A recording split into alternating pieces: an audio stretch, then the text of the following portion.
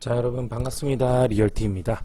오늘 장세 아침 일찍 한번 시작해 보도록 하죠. 오늘 제가 한 4시 반에 눈을 떴어요. 그래서 좀 일찍 눈을 떠가지고 아침에 칼럼 쓸 건 다 쓰고 준비할 거 철저하게 좀 보고 오랜만에 시장도 한번 쭉쭉 둘러보면서 이제 하루를 시작하게 되었습니다.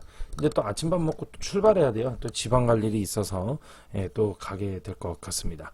자, 다우지수 먼저 좀 보도록 할 거예요. 미국의 다우지수 같은 경우 제가 이쯤에서 뭐라고 말씀드렸냐면 다우가 이제 올라올 것이다. 그러나 반등이다 라고 말씀을 드렸는데요. 여러분들이 기억을 하실지 모르겠어요. 제발 좀 기억해 줬으면 좋겠고요. 얘 올라오더라도 결국에는 3월 달에는 반등 장세이기 때문에 얘 올라간다 해서 다우가 올라간다 해서 기뻐할 것 없다. 그리고 다우가 올라간다 하더라도 얘는 한계가 오기 때문에 결국은 이쯤에서 거의 다 왔다라고 이야기를 제가 분명히 3월 말에 했습니다. 그리고 나서 어떻게 됐냐면 실제로 4월 초에 올라갔다가 결국 그 부근에서 딱 맞게끔 이렇게 조정을 해주는 장세가 되었어요. 오늘 그 4월 6일이 4월 6일인데 이 4월 6일에 아침 신문에 뭐가 나냐면 나스닥이 급락했다 이렇게 이야기를 하거든요. 나스닥이 급락을 했다 이렇게 얘기를 하는데 다우 같은 경우는 그 며칠 전에 이미 3월 31일 날 마이너스 1.56% 하락을 하면서 결국엔 끝내는 여기를 막 이렇게 돌파해서 올라갈 수 없는 기조로 만들었어요. 이 예상대로 딱 이렇게 좀 이제 맞아 떨어졌네요. 자, 그 다음에 S&P 500 같은 경우도 마찬가지로 500개의 지수가 우리나라 코스피 200이 있듯이 미국계 500개의 대표되는 S&P가 이제 하락하는 기조 또는 이제 올라와서 좀 조정 장세가 돼야 되는 그런 부분으로 펼쳐지고 있습니다. 여러분, 미국의 주식을 이렇게 자꾸 쳐다보는 뭐예요?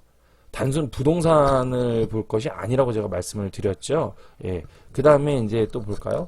WTI, 원유 한번 보죠. 원유 같은 경우도 제가 이것도 말씀을 드렸죠. 지금 그죠? 그래서 얘는 어떻게 된다 그랬어요? 예, 지금 많이 올라와 있지만 결국 카톡방 무료 강좌에서는 뭐라고 말씀드렸어요? 더 올라가는 것보다 일단은 단기적으로는 그러니까 이제 중장기적으로는 조정이 들어와야 된다. 그렇게 얘기를 했죠. 얘기로 나가지고 실제로 지금 계속해서 좀 빠지는 모습을 보여주고 있습니다. 이제 WTI 같은 경우는요. 휘발유 가격이 얘가 이제 2,300원까지 갈 것이다 했는데 2,300원 이제 비싼데 2,300원 벌써 찍은 걸로 알고 있고요. 찍었다가 내려온 걸로 알고 있고요. 문제는 뭐냐면 얘는 이제 고점을 돌파하지 않고선 다시 빠지는 장세예요. 그렇기 때문에 얘는 좀 가격이 좀 내려왔다가 바운드 치고 올라가야 되는 그런 상황이 발생하는데 문제는 얘가 죄송합니다. 이 코로나 이후에 기침이 계속이네요. 예, 병원은 가서 약 좀 더 먹어야 되겠네. 올라오게 되면 얘는 좀 더 화끈하게 올라가는 그런 무서운 장세가 펼쳐질 가능성이 있다. 다만 시간은 좀 필요해요. 현재 원유는 그런 부분들이 있다라고 말씀드렸고, 그다음 원달러 같은 경우도 지금 좀 조정받죠. 그래서 제가 달러는 여러분 투자하지 마셔라. 달러 사는 거 하지 마셔라. 이렇게 말씀을 드렸고요. 카톡에서 무료로 하는 강좌에서는 제가 투자하는 방법에 대해서는 또 별개적으로 이야기를 했죠. 그렇죠? 그래서 일본 같은 경우도 지금 미국의 영향이 또 같이 움직여질 것이다. 이렇게 해가지고 이제 하락을 지금 하고 있는 상황입니다. 그럼 리얼티 쌤, 그럼 다우는 어떻게 되나요? 앞으로 미국은요? 미국은요, 지금부터는 저는 그렇게 봐요. 4월 달 장세 조심해야 됩니다. 제가 4월, 5월, 넉넉하게 6월 달, 여기부터 이제 조심하라고 말씀드렸거든요. 근데 특히나 저는 두려운 게 뭐냐면 4월 장세 되게 조심해야 됩니다. 4월이 만약에 많이 하락하지 않아도 5월 달에는 하락할 수 있는 그런 부분들이 되고요. 제가 볼 때는 4월에 일단 하락할 가능성이 저는 한번 75%라고 봐요. 미국 다우 같은 경우는. 그러면서 우리나라하고는 디커플링 장세로 가야 되는데 이게 디커플링 장세를 가려고 디커플링이라는 게 뭔지 설명을 했죠. 디커플링 가야 되는데 이 디커플링이 아니라 이제부터는 커플링으로 또 다시 돌아가는 그런 현상들이 발생할 수도 있다. 왜? 코스피하고 닭이 며칠 새 얘네가 이렇게 옆으로 긋는 동안 많이 올라왔어요. 벌써. 단기간 눈 깜짝할 사이에 쑥 올랐어. 그 눈 깜짝할 사이에 올라온 거에 있어서 우리는 베팅을 했고 수업 들으신 분들한테 제가 카톡방에 알려드렸죠. 종목까지. 그리고 그것이 지금 수익이 잘 났어요. 뭐 손실난 게 없어요. 손실난 게 없어요. 지금 다 수익으로 잘 접어들고 있다. 그리고 그 외에도 어떻게 사나가야 되고 어떻게 베팅을 해야 되는지도 제가 계속해서 짚어드렸던 부분이 있죠. 그대로 진행하시면 이 장세에서 돈을 벌 수가 있다. 이렇게 말씀을 드렸어요. 자, 신문 오늘 거 한번 보고 또 본격적으로 들어갈 텐데요. 작년 국가 부채 2200조 육박. 미쳤다 정말. 2200조. 문재인 정부 5년간 얼마냐면 763조. 이게 2017년에 받을 때 토스 받을 때 1555조였어요. 근데 저기 노무현 있죠, 노무현. 노무현 대통령 때는 얼마였냐면 국가 부채가 1300조를 넘었어요. 이때도 어마어마했어요. 그러면 이 전에는 얼마였냐면 900조였어요, 900조. 노무현 대통령이 400조 만들어 먹었습니다, 부채를. 그리고 나가지고 이명박하고 박근혜 정부가 그 둘이 1300조에서 토스 받아가지고 1505조. 그러니까 둘이 합해가지고 200조가 만들어진 거예요. 그러니까 부채는 늘어날 수밖에 없는 건 맞아요. 여기서도 그렇고 여기서. 근데 이게 문제는 뭐냐면 여기 문재인 정부 보세요. 5년 동안 혼자서 763조. 얼마나 심각한지 아시겠죠? 이런데 이명박 박근혜 욕하는 거야. 경제에 대해서 인정할 건 하나도 안 하고. 신문 보냐 그러잖아. 제가 늘. 신문은 보냐? 문재인 정부 지지하는 사람들아. 신문은 보고 사냐? 응? 아유 참. 불쌍하다 진짜. 불쌍해. 아니 신문에서 얘기하잖아. 지금 신문에서 화가 또 나오려고 그러네. 또 아침부터. 지난해 우리나라가 국가 부채가 사실상 처음으로 2000조 원을 돌파했다. 한 번도 경험하지 못한 나라. 그래서 2200조 원에 육박한 것으로 나타났다. 재정 수치는 60조 원이 넘는 초유의 초과 세수. 세금 여러분 있잖아요. 세금이요. 예전에는요 이런 걸 냈나 할 정도로 세금 어마어마합니다. 그럼에도 불구하고 뭐라냐면 90조 원대 적자를 기록했다. 이야, 세금 어마어마하게 거둔 거고요. 어마어마하게 그렇게 거뒀는데도 적자를 기록했대요. 이렇게 하는 것도 쉽지 않을 텐데. 이런 가운데 5월 출범하는 윤석열 정부 역시 50조 원 추가 경정 예산 추경을 비롯해서 대규모 재정이 투입되는 공약을 추진하고 있다. 국가부채 증가세에 대한 우려가 나온다. 큰일 났죠 지금. 아유 참. 더 이상 봐서 뭐 하겠어. 응? 부채 증가율 2년째 두 자릿수며 부채 증가율이 두 자리. 증가율이 퍼센트가 미쳤어. 와. 여기 보세요. 10%, 13%. 그리고 공무원은 13만 명이고 증원 여파에 나랏빚 절반은 연금 부채. 연금으로 다 퍼주는 거야. 공무원 연금으로. 그러니까 윤석열 당선인이 이 말은 그랬죠. 공무원 줄여버린다고 확. 그러니까 지금 다들 난리잖아요. 좋다고. 그죠? 예. 좀 줄여야 됩니다. 가면 온 국민이 반대하는 게 놀고 먹는 철통밥 그릇이라 그러잖아. 철통밥 그릇이라고. 그러니까 세워라 내워라야. 세소호황 뒤덮은 방만 운영. 지난해 나라 살림 90조가 적자. 차. 공무원 줄여야 되고요. 연금에 대해서도 좀 줄여야 됩니다. 그래야만 사람들이 애들이 공무원을 안 해. 이 철통밥 그릇이라 가지고 나약해져 다들. 나약해져. 그러니까 이것만 막 9년 10년 준비하는 거야. 죽기 살기로. 부모들도 그래. 이거 준비하는데 오케이야. 환장하는 거지. 세소황 뒤덮은 방만 운영. 지난해 나라 살림 90조 적자. 에휴.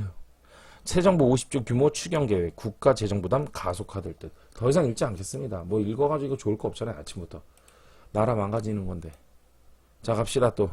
오늘은요 주제가 서울 주택가격 무너진다예요. 물음표를 넣긴 했는데 무너집니다. 자 가볼게요. 요즘 서울 주택가격 오른다고 뉴스에서도 그렇고 뭐 꿈틀꿈틀이라 그러죠? 땡 다 틀렸어. 실전에서 강하다. 리얼티입니다. 뒷전부터 볼게요. 참으로 어려운 말을 하게 됩니다. 그동안 서울, 부산, 대전, 대구, 세종시, 여수, 순천, 광양이라는 압축말했죠. 그래서 서부대 대세 여순강이란 말을 해서 대전과 대구, 세종시, 여수, 순천, 광양 모두 하락을 맞춰냈고 이제 부산과 서울이 남아있는 상태예요. 많은 분들께서 서울의 주택 가격이 상승한다라고 하는데 왜 리얼티쌤은 하락한다고 했을까? 그리고 지금까지도 뉴스에서는 정부가 바뀌고 나서도 오르니 내리니 계속 이야기가 나오는 것일까? 저는 그 이유에 관해서 명확하게 말씀드리고 싶어요.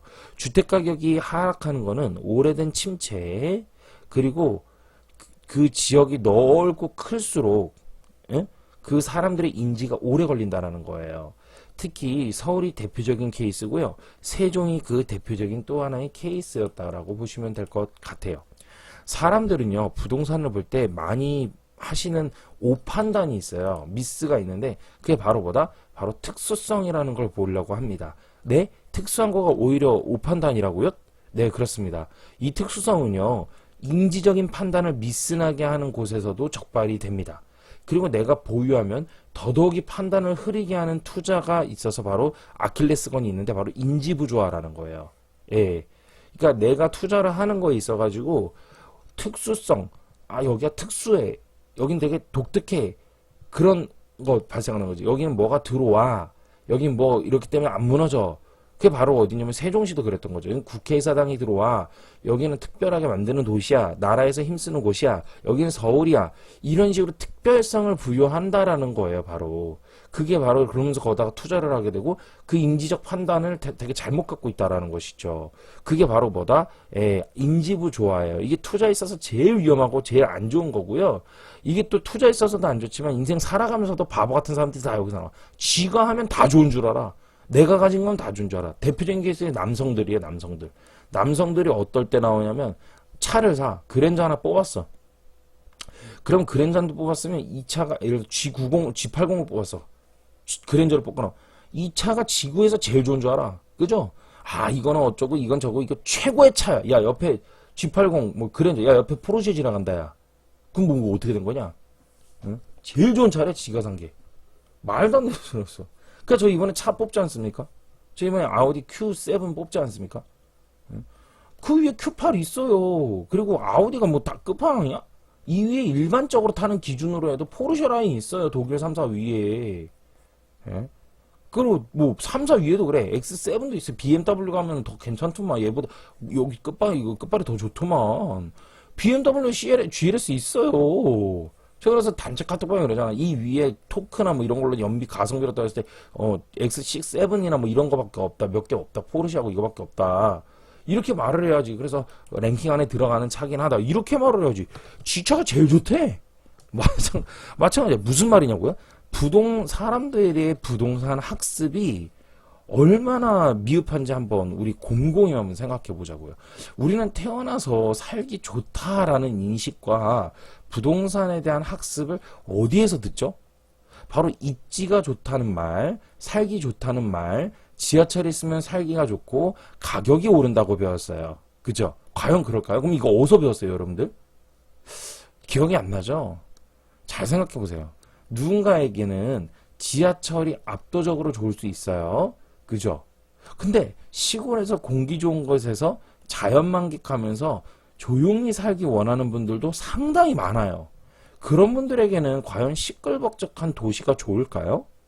저도 제가 태생이 촌놈이라서 공기 좋고 막 이런 곳이 너무 좋아요. 물론 20대에 서울 상경에서 서울에서 오래 살다가 지방으로 다시 고향 내려가서 이렇게 막 이렇게 있고 이러면 그 순간 며칠 동안은 좋은데 나중엔 답답하더라고요. 그런데 도시 생활이 어느 날부터 너무 바쁘고 막 이렇게 본잡스럽고 올 때 맑은 공기를 이렇게 맑은 공기 마시고 싶을 때가 있어요. 우리들의 생활 터전을 바꿀 수 없는 것 중 하나가 바로 그런 것들이 결정적이 바는 거 학교야, 학교. 예. 그러니까 우리가 막 지하철도 좋고 뭐도 좋고 뭐 이런데 생활 터전을 바꿀 수 없는 것 중에 하나가 또 학교거든요. 예를 들어서 학교 가면 애들이 학교 갔다. 그럼 답이 없어. 이건 뭐 안 좋고 말할 필요가 없어. 그냥 눌러 앉아야 돼요. 전학을 못 해요. 그렇죠? 예. 근데 사람들은 오해를 해요. 서울이면 특수성을 가져서 무조건 좋다고 생각합니다. 강남이면 갑이고 막 이래요. 과연 그럴까요? IMF 전에 강남역이 갑이었나요? 아니죠. 1구는 어디였냐면 오렌지족을 말했던 압구정 아닙니까? 70세대 분들 인정하십니까? 이거 공감돼요? 오렌지족이라 해서 머리에다가 머리빡에다가 대갈빡에 뭘 쓰고 자꾸 그러면서 머리에다가 이게 두건 이렇게 써. 응? 오렌지를 쓰고 대갈빡에다가 사람 눈이 이렇게 있으면 이거 써. 오렌지를 촌스러워. 지금 보면 겁나 촌스러워. 아주 그냥 뭘 그래 자꾸 쓰고 다니는지. 그래 놓고서는 뭐 저기 튜브론? 남성분들 뭐죠? 예전에 현대에서 나왔던 이게 T자 해가지고 스포츠카 튜브론이죠. 튜브론 까먹었네요. 그거 타고 다니면서 막 커플들끼리 막 술 먹고 해외 유학파들 막 난리치고 그때 그 나온 영화가 저거잖아. 저기 뭐야 그런 거 배경으로 나온 영화가 저기 뭐지?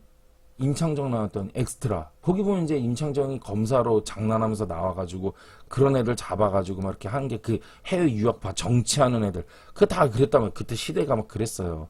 서울이라고 해서 가격이 안 무너지는 게 아니에요. 대체로 서울 투자가 안전하다고 말하는 분들에게 제가 궁금을 좀 해도 되겠습니까? 주현영 기자 버전. 요즘 주현영 기자를 모르면 이게 안 되는데 이거. 질문? 궁금? 좀 해도 되겠습니까? 네. 1번. 서울이 그렇게 말씀하시는 분들, 서울이 안 무너진다라고 말씀하시는 분들, 제가 질문합니다. 서울이 그러면 가격이 40년, 50년 영원히 계속 무너지지 않고 오릅니까? 그분들한테 여쭤보고 싶어요. 자신있게 답할 수 있어요? 네라고? 두 번째, 서울이 그럼 안 무너진다면 만약에 그럼 서울이 안 무너진다면 그럼 언제 무너져야 되는 게 맞아요? 이 질문이 좀 이상하네. 서울이 만약에 안 무너진다, 그러니까 무너진다. 그러면 언제 무너지는 게 맞습니까? 이게 빠져나갈 수가 없는 질문이에요. 이거 좀 이상하다. 이거 고쳐야 된다. 서울이 무너진다면이죠. 서울이 무너진다면 언제 무너지는 게 맞습니까? 자, 1번 질문. 40년, 50년 영원히 계속 올라요. 만약 그렇다고 해서 예스라고 했어요. 그럼 저는 이렇게 얘기하면 돼요. 투자할 필요 없어. 여기다가 짱 박아놓으면 돼, 돈. 평생 먹고 사는 거야, 그냥. 그죠? 고민할 필요가 없잖아. 전문가 필요 없어. 뭔 전문가 필요해? 그죠? 그럼 서울이 무너진다는 거야. 1번. 이렇게 질문한 거 아니야? 서울이 무너져요. 그럼 2번으로 질문하는 거지. 그럼 서울 무너지면 언제 무너지는 게 맞습니까?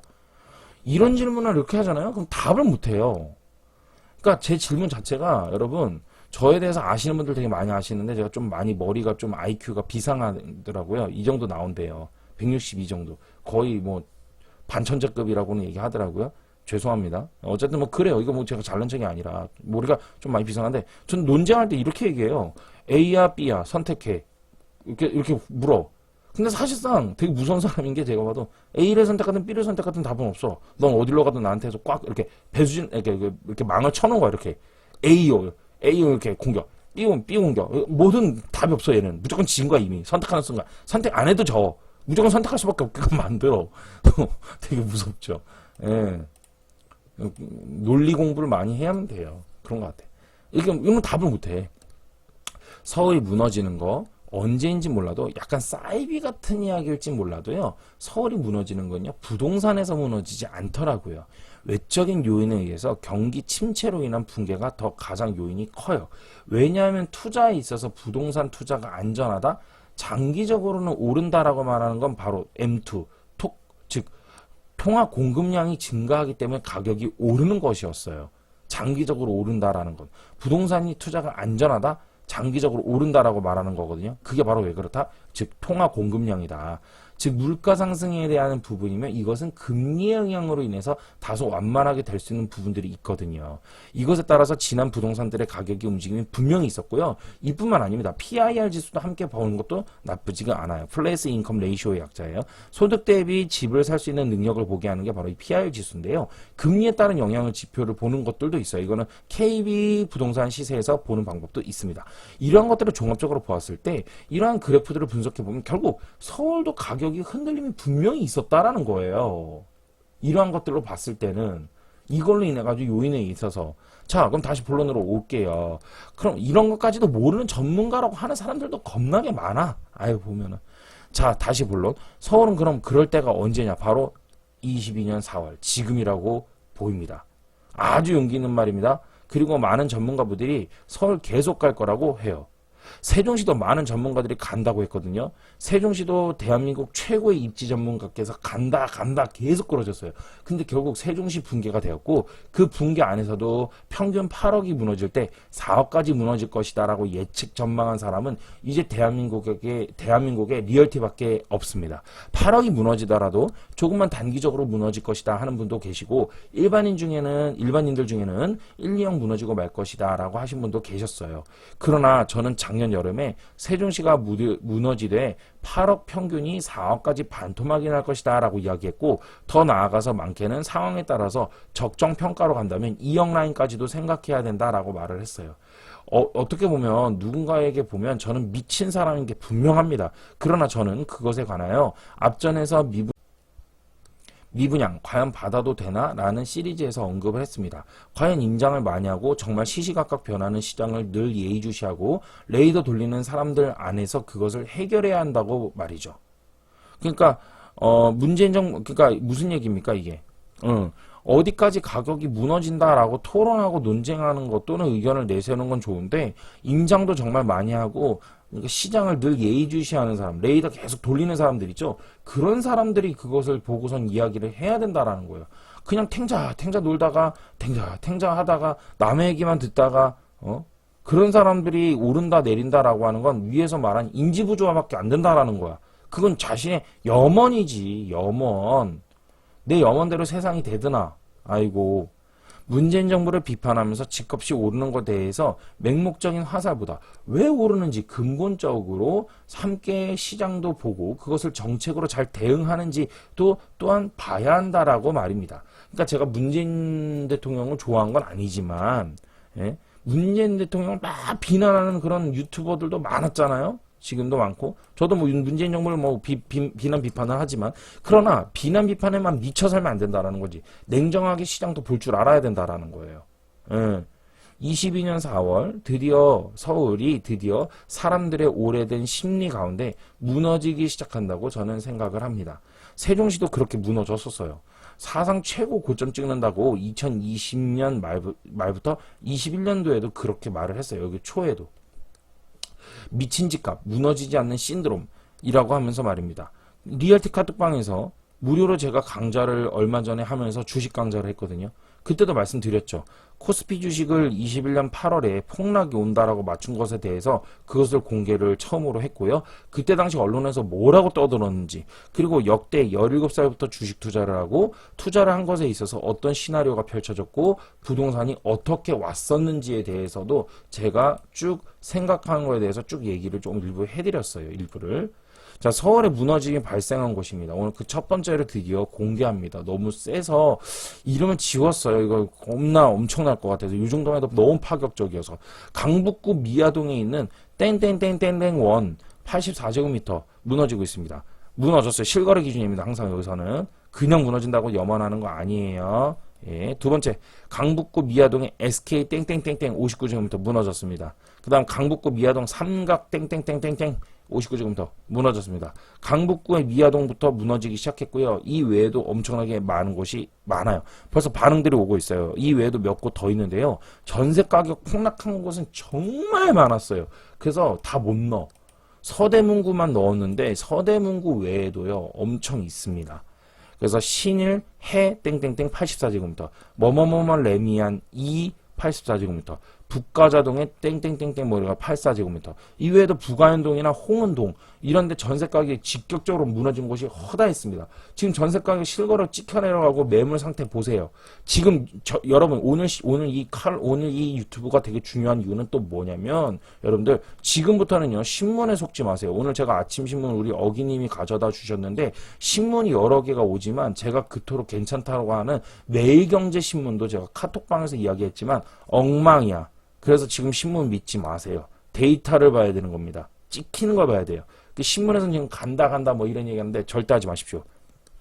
예, 지금 신문을 믿지 마십시오. 제 유튜브를 보시는 게 더 나으실 겁니다. 리얼티쌤 근데요 이상해요. 층수별로 감안해서 봐야 되지 않아요? 어느 전문가 그러던데요. 지금 체결된 거 보면 거의 다 저층이라고. 그래서 매매 가격이 체결된 건데요. 아, 이런 말씀이시군요. 가격은 하락하는데 이거 보니까 다 저층인데요. 그래서 하락한 거 아니에요? 오히려 중고층들은 아직도 건재해요. 이렇게 말씀하신다라는 거죠. 그러면서 어느 전문가들도 이렇게 말한다고. 에이, 죄송해요. 이런 말 이렇게 하긴 좀 그런데요. 그 사람들 투자 경험이 없어서 그래요. 실수요들이 아파트를 필요로 함에 있어서 실제로 가서 사야 할 때에 돈이 부족하고요. 가격이 높으면 저층이 체결된다는 건 사실이에요. 체결된다는 사실이에요. 저층은요 매도가 잘 안 되죠. 예, 예를 들어 1층 이러면 우리 어때요? 인식이 매도자들도 자기가 팔면서도 시세보다 저렴하게 팔려고 하잖아, 이미. 그죠? 실제로 저렴하기도 하고, 분양가 자체가 또 저렴하기도 했고요.